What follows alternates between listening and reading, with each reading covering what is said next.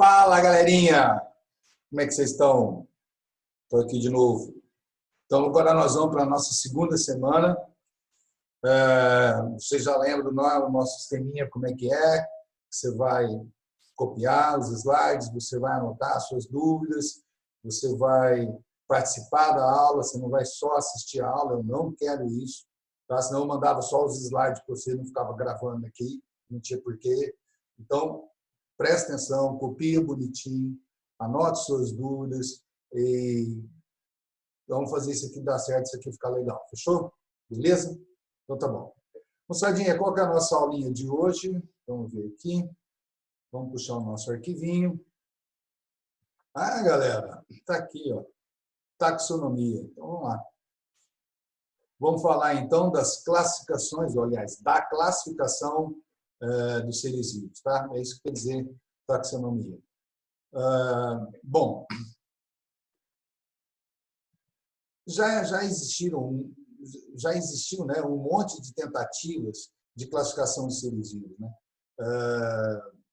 O primeiro cara assim, a se propor a fazer essa classificação de uma maneira racional foi o nosso amigo Ari. Vocês conhecem o Ari? O Aristóteles.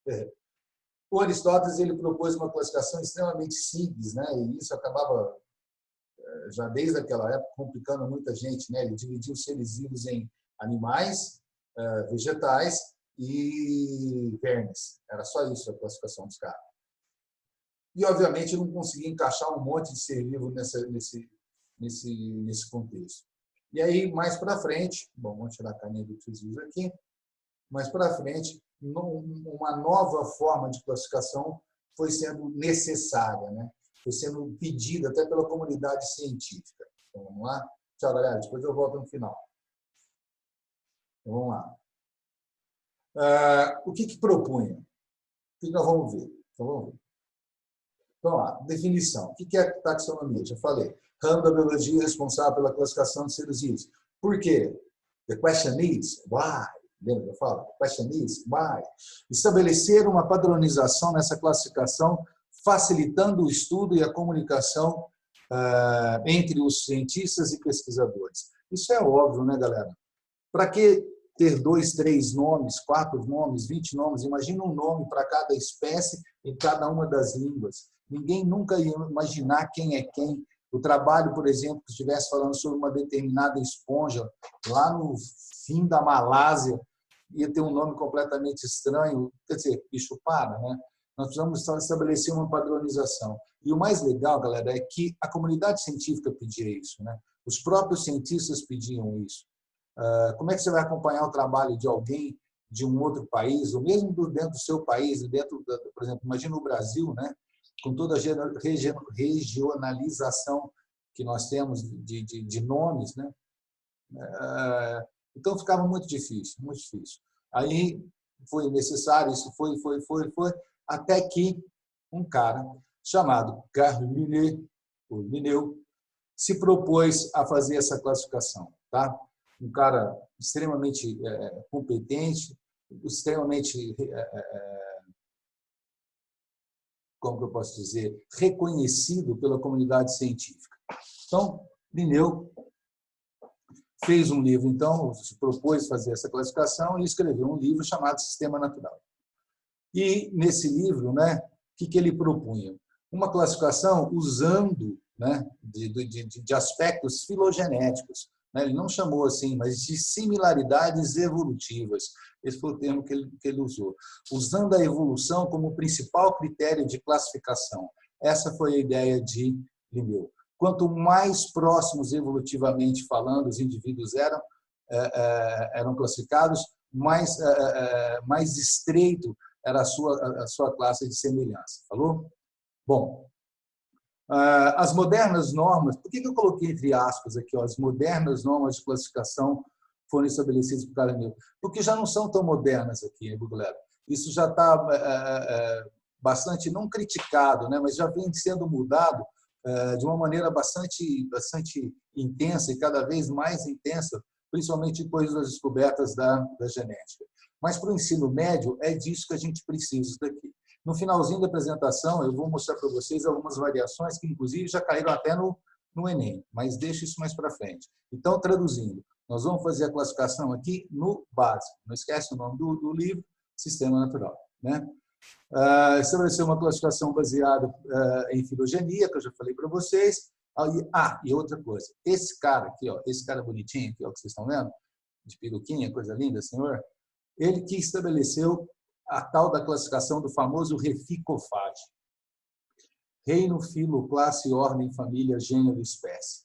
Isso começou com o Linneu. Isso aqui nos ajudou e conseguiu nos orientar muito bem até agora. Óbvio que modificações precisam ser feitas, porque novas descobertas vão sendo feitas, mas, basicamente, a gente pode trabalhar dentro dessa caixinha aqui, que a gente vai muito bem. Obrigado. Pelo menos o mundo nos entende e você entende o mundo quando você fala essa língua, né, do reino, filo, classe, ordem, família, gênero e espécie. E, depois de estabelecida a classificação, né, estabelecer normas universais de nomenclatura. Então, não adianta nada ter uma classificação para todo mundo se cada um coloca o nome do jeito que quer. Então, tudo isso o Linneu pensou. E tudo isso ele colocou dentro desse livro aqui. Então, vamos lá.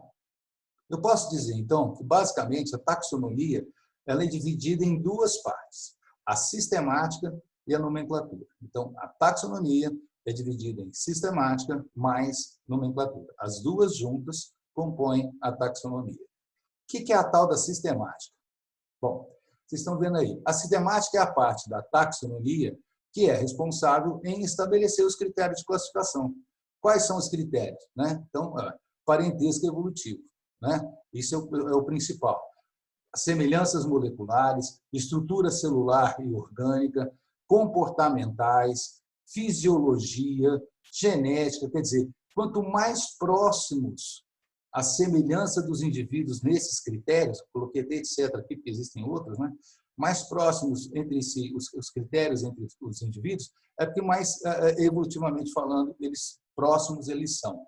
Ok? Essa é a ideia. Essa é a sistemática. Agora tem a nomenclatura. A nomenclatura, como já está colocando aqui, ó, normas e regras. Né? Normas e regras. Ela chegou determinando regras de verdade. Espera aí, galera, como é que nós vamos escrever o nome desses bichos, dessas plantas? Como é que a gente vai dar um nome que seja universal para esses seres vivos? Moçada, o negócio é o seguinte. A primeira coisa que se deve colocar, e não está escrito aqui, mas é o bom senso que nos pede isso, é que esse ser vivo que esteja sendo classificado, ele tem alguma referência de suas características, ou de seu lugar, ou de sua forma de vida. Né? Homenagens, tipo assim, o cara me chamou, uma parente da minhoca lá, de Eunice Sebastiani, em homenagem à esposa dele. Cara, que homenagem mais imbecil. Como é que você vai chamar um bicho de Eunice Sebastiani? E aí o mundo inteiro tem que ficar repetindo o nome da esposa do cara. Assim como também, né, Trypanosoma cruzi, né, homenagem, obviamente, ao Oswaldo Cruz. Mas isso, galera, hoje em dia não é visto de bom tom, esse tipo de homenagem, né, porque dificulta a identificação do ser vivo. Trypanosoma não, porque ele é de conhecimento universal. Mas uma espécie mais rara, mais difícil, isso complica demais. Então, a primeira regrinha que está implícita aqui é o bom senso de você sempre usar uma característica que seja típica daquele indivíduo, ou que fique fácil você identificar aquele indivíduo, ou pela característica, ou pelo lugar, alguma coisa assim. Ok? Agora, escrito mesmo, né, como regra. Primeira coisa delas é o uso do latim. Como vocês já sabem, já devem estar lembrando disso, o uso do latim é para evitar você usar uma língua viva, né? É para você usar uma língua morta. Pô, Luizinho, mas por que eu vou usar uma língua morta e não vou usar uma língua viva? Porque a língua morta tem essa vantagem, galera. Como ela não é usada, né? Ela não sofre as alterações morfológicas, ortográficas, temporais e gírias que podem contaminar qualquer idioma, ok? Então, por exemplo, assim, às vezes uma expressão, assim, sei lá, cara, sei lá, bicho. Quer dizer, bicho, aquilo que antigamente, né, eu falava de bicho, hoje é cara, e aí, bicho. Quer dizer, mano. Esse tipo de coisa eu tenho que fazer uma classificação que dure para hoje e para sempre. Não posso ficar sofrendo modificações temporais, ok? Então, o uso do latim favorece isso. Língua morta não tem modificação. Ela está paradinha no tempo e a gente pode usar. Essa é a primeira regrinha. Segunda, quando eu estiver determinando a espécie, a primeira coisa que eu tenho que lembrar é que o nome da espécie, que é o mais, lembra que é quase o menor grau de classificação que existe. A denominação da espécie é denominada binomial. Quer dizer, o cara, para ter ser denominada a espécie do cara, ele tem que ter dois nomes. Ó, tá vendo? Canis familiares, musca doméstica, periplaneta americana. Quer dizer, esse é o cão, o cachorro normal, isso aqui é a mosca normal, né? O mosquito que a gente tem, a gente chama de mosquito, mas é uma mosca do dia a dia, e a famosa baratinha. Quer dizer, todos esses bichos aqui, ó, são escritos no nome da sua espécie.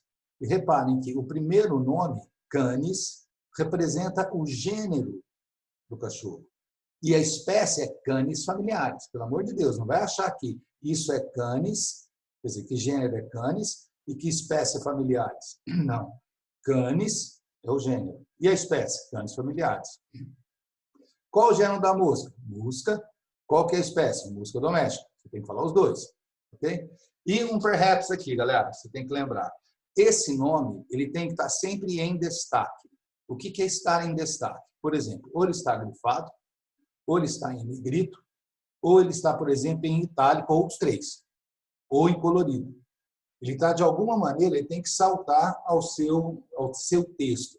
Você tem que bater o olho nele e reconhecer que aquilo é um nome científico, ok? Aqui, então, a gente falou de gênero e a gente falou de espécie. Beleza. Agora, existe um óbvio aqui, galera. Às vezes, existe um subgênero. Existe uma divisão de gênero que não chega a ser uma nova espécie, mas é uma divisão dentro do próprio gênero. Ou, às vezes, existe uma divisão dentro da própria espécie. E aí a gente chama, quando a divisão é dentro do gênero, a gente chama de subgênero.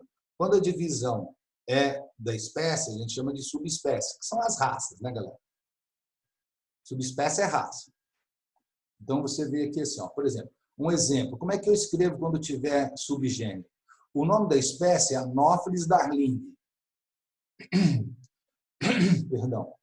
Anopheles darling. Mas se eu for escrever o nome completinho, ele existe um subgênero, que é o rinocercus. Então, ficaria Anopheles rinocercus darling. Lembrando que a primeira letra de gênero e subgênero está em maiúsculo. Tá bom? Igual aqui, ó. Gênero maiúsculo e a espécie minúsculo. Não é isso? Aqui o gênero é Anopheles, rinocercus é o subgênero, darling, então ficaria tudo o nome completo assim, ó. Anopheles, rinocercus, darling, ok? Tá vendo? Tem um subgênero, aí eu escrevo com letra maiúscula aqui. Existe essa possibilidade também na espécie, né? Aí nós chamamos de subespécie. A subespécie também é trinomial, quer dizer, tem 3 nomes, tal qual aqui em cima. Só que aqui, ó, por exemplo, ó, Homo sapiens sapiens, né? Homo é o gênero, sapiens é a espécie. Então, Homo sapiens é a espécie. E a subespécie? Sapiens. Então, o nosso nome científico da nossa espécie é Homo sapiens sapiens. Quer dizer, é o nosso nome de gênero, espécie e subespécie. Lembrando que a subespécie se escreve em letra minúscula. Fechou? Beleza. Agora a gente vai subir um pouquinho, a gente já falou de gênero e espécie, vai falar um pouquinho sobre família.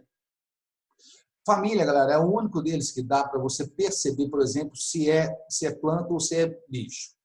Né? Quando eu estou descrevendo a família de um bicho, eu termino a descrição dessa família em id. A gente escreve idai. Fala id. E quando eu, tipo aqui, ó, família Canidae. Canidae é dos canídeos.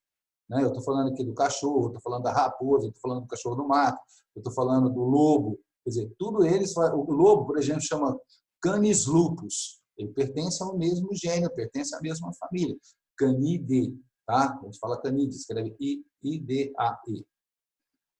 Quando é em vegetal a gente fala a denominação da família termina em aceae. Então, a gente fala assim, por exemplo, ó, se eu estiver falando de batata inglesa, sabe a batata que você faz purê? Então, ela é de qual família? Das solenáceas. Ou solenaceae. Falou, galera? Tudo bem? É assim, ó. Quando você vê ACEAE, isso aqui quer dizer que é uma planta. Quando você vê IDAE, isso quer dizer que isso aqui é um bicho. Família de bicho, família de planta. Fechou? Ótimo. Por exemplo, aí eu peguei aqui, olha o cachorro lindo, galera. Ó, Retriever, o Golden, sei lá como é que você chama isso daqui, é tudo a mesma coisa. Então, vamos lá.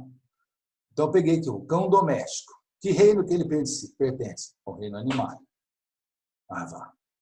Filo, cordato. Então, ele pertence ao filo dos cordatos. Só que o filo dos cordatos, eu tenho uma divisão do filo. Né? Eu tenho os vertebrados, o subfilo dos vertebrados, ao qual o cachorro pertence. Falou? Então, o vertebrado é um subfilo dos cordatos. Falou? Eu tenho a classe mamália, porque ele é um mamífero. A ordem, ele é um carnívoro. Da família. Então, por exemplo, carnívoro poderia ter ser um tigre, né? Mas não é, ó. É um felídeo. Se fosse tigre, a família seria felídeo. Mas aqui não é, tá vendo? A ordem é do carnívoro, mas a família é do canídeo. Se fosse um urso, seria ursídeo, né? Mas não é um cachorro, tá bom? Então ficaria família canídeo. Gênero, canis, espécie, canis familiares. Se fosse um lobo, Canis lupus. Se fosse uma raposa, Canis fox. Valeu, galera? Então, vamos lá, de novo. Reino, animalia. Filo, cordato. Subfilo, vertebrado. Quer dizer, os vertebrados dentro dos cordatos. Dos vertebrados, eu quero a classe mamália, que são os mamíferos. A ordem, ele é carnívoro, carnívora, a família é Canidae, o gênero é Canis e a espécie é Canis familiares. Fechou? Você não está percebendo aqui, mas está em itálico aqui. Bom, isso é então a classificação normal, as regras básicas da nomenclatura. Fechou? Agora é o seguinte, a gente vai trabalhar um pouquinho sobre os reinos. Essa ideia da divisão dos nossos reinos ser dividido em 5 foi proposto por Whittaker em 1969, ok? Essa classificação de reino era muito dúbia. Aí esse cara propôs essa classificação aqui no final dos anos 60, que o pessoal acabou gostando e adotando, que é a classificação mais comum e mais aceita no ensino médio. Porém, galera, isso aqui já está bem ultrapassado, não é pouco ultrapassado, não, está bem ultrapassado. Qual que é o problema? O problema é o seguinte, galera. Hoje em dia, com o desenvolvimento da genética, novos conceitos de classificação muito mais aprimorados começaram a aparecer. Então, por exemplo, a gente fala assim, quantos reinos existem? 5. Na real, cara, só bactéria tem mais de 50 reinos, mano. Só bactéria tem mais de 50 reinos. Então, esse tipo de classificação é uma classificação já mais antiga. Porém, bicho, a gente tem que ser pragmático. O que cai no vestibular? O que cai no vestibular é isso daqui. É a divisão de Whittaker. Ok? Então, a gente vai trabalhar com essa classificação aqui. Falou? O Whittaker dividiu os seres vivos em 5 reinos, né? E quais foram os critérios que o Whittaker usou para fazer essa divisão? Primeiro, o tipo de célula, se é procarionte ou se é eucarionte. Segundo, o nível de organização celular, se é uni ou é pluricelular. Depois, o modo de nutrição, se é autótrofo ou se é heterótrofo. E depois, o tipo de função no ecossistema, se é um produtor, se é um consumidor. Agora, veja bem, para você não confundir um negocinho aqui. Ó. Um consumidor normal, por exemplo, assim, o gato comeu um rato. O gato, ele é um consumidor macro, ele é um macro consumidor. Ele come, o que ele está comendo é uma estrutura orgânica organizada, ela é desenvolvida, é um ser. Falou? Tá? Mesmo, por exemplo, assim, uma vaca comeu uma planta, é um macro consumidor.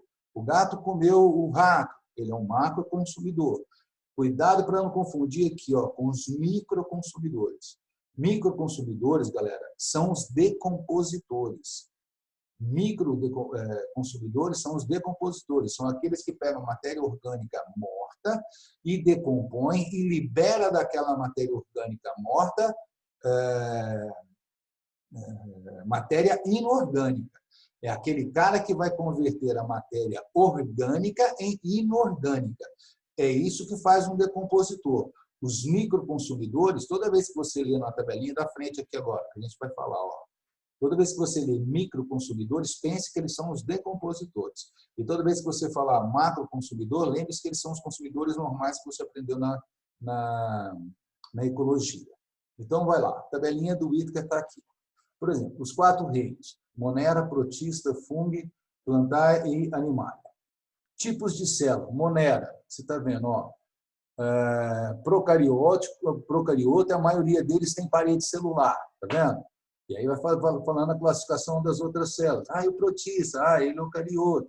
Quer dizer, o único que você vai ter procariota é aqui, fechou? Daqui para baixo, todo mundo vai ser eucariota. Alguns vão ter parede celular, outros não. Organização celular, quer dizer, essa organização que eu tinha. O cara pode ser unicelular ou ele pode ser pluricelular. Quando unicelular, ele pode ser solitário ou formar colônias, ok? Grupos. Agora, algumas pessoas podem estranhar, por exemplo, aqui em protista, a protista multicelular. Isso aqui, na realidade, são seres que eles são unicelulares, mas eles vivem juntos, formando uma colônia organizada. Essa colônia organizada, inclusive com uma subdivisão de papéis, eles encaram isso daqui como multicelulares. Na realidade, não são, né? Porque cada uma das células são independentes entre si e conseguiriam viver sozinhas. Elas vivem muito bem em grupo, o que faz muito bem para elas brigar, entendeu? Por exemplo, aqui em fungos, eu estava falando para vocês que fungos, qual que é o relacionamento dele? Microconsumidores, que fungos é quem faz as decomposições. Okay? E essas aqui, galera, são os critérios de classificação de cada um dos reinos. Você tem que saber? Você tem que saber sim, mano. Tem que saber que tipo de célula que tem, que tipo de organização que tem, que tipo de nutrição tem, se é autótrofo, se é heterótrofo, e se há relação, se é um produtor ou se é um microconsumidor, ou se é um macroconsumidor. Falou? E aqui na frente você tem todas os exemplos. Se eu fosse você, velho, eu printava essa tela aqui, imprimia essa tela aqui e colocava no seu guarda-roupa, mano. Você vai precisar disso aqui mais para frente, falou? Com certeza, velho. Aí, ó. Que boquinho feio, ó. Whittaker. E ele pegou, cara, fez esse desenho aqui, que esse desenho ficou muito legal, cara. Parece muito estranho, né? Parece um desenho de um bobão, mas ele é bastante interessante, porque a gente consegue tirar um monte de informação aqui. Vê se você me acompanha aqui, galera. Em vez de você decorar essa tabelona toda, vê se você consegue enxergar isso daqui, ó. Tá. Então, primeiro, eu tenho aqui o reino Monera, o reino Protista, o reino Plantae, o reino Fungo, o reino Animal. Primeira divisão que eu posso fazer. Reparem que essa linha aqui, ó, separa os procariontes dos eucariontes. Primeira divisão que dá para você perceber é essa. Daqui para baixo, todo mundo é procarionte, só botei procarionte no reino Monera, e daqui para cima é tudo eucarionte. Primeira divisão. Segunda divisão, eu posso falar, até aqui, ó, todos eles são unicelulares. Ó, pegando aqui, ó, planta não, um pedaço do fungo. Luizinho, mas tem fungo unicelular? Tem, não esquece, por exemplo, das leveduras, ok? Aqui não, aqui tudo pluricelular, e daqui para cima todo mundo é pluricelular. Autótrofo, né? Quem que é autótrofo? Eu vou ter aqui as cianobactérias, não esquece das cianobactérias, que é um procarionte. Eu vou ter as algas simples aqui, então está aqui autótrofo também, e todas as plantas. Quer dizer, se eu passar um risco aqui, ó, tá? Desse risco para cá, ó, desse risco para cá, seriam autótrofos. Seriam as cianobactérias, as algas e as plantas. Desse risco aqui para lá, seriam os heterótrofos. Aí eu teria a maior parte do reino protista, que são os protozoários, os fungos e o animal. Quer dizer, se você guardar esse desenho aqui, tudo que está escrito aqui, você já mata aqui. tá? Principalmente o pessoal que tem uma memória visual mais legal, presta atenção nisso. Eu vou repetir, ó, até aqui essa linha, o que eles são? Todos são procariontes, daqui para cima todos são eucariontes. Essa linha aqui, daqui para baixo, são todos unicelulares, daqui para cima, são todos pluricelulares. Aí você vai colocar essa linha que o tio Zio está inventando aqui, ó.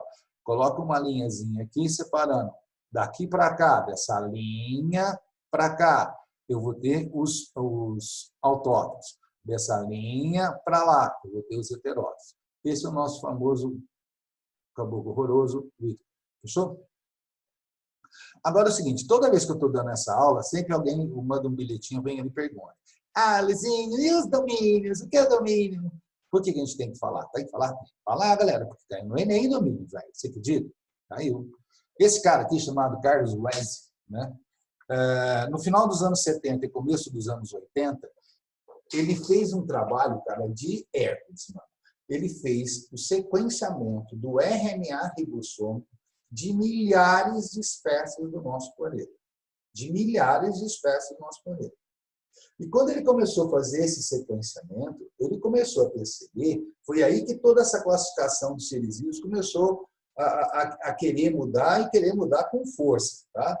Por quê? Estava baseado, cara, na genética evolutiva dos seres vivos, era inquestionável, né? Ele começou a perceber que ele poderia fazer uma classificação maior até do que reinos. Ele conseguiu ultrapassar o reino, que ele chamou de domínio. Ok?